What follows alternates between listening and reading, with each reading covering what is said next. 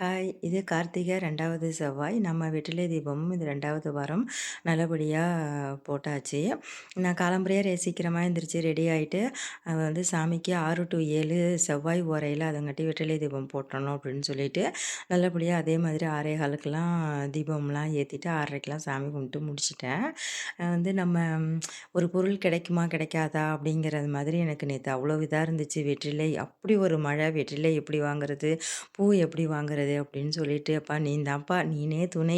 உன்னைய விட்டா எனக்கு வேற யாரும் இல்ல. நல்லபடியா நான் உனக்கு 6 வாரம் தீபம் போடணும்."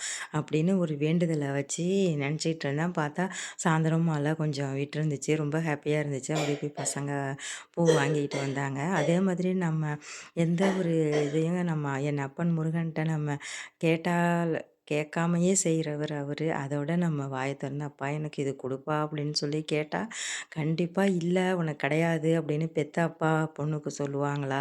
சொல்ல மாட்டாங்கல்ல. அதே மாதிரி என் அப்பன் கண்டிப்பா செய்வாரு. எல்லாரும் நம்பிக்கையோட வெற்றிலை தீபம் போடுங்க.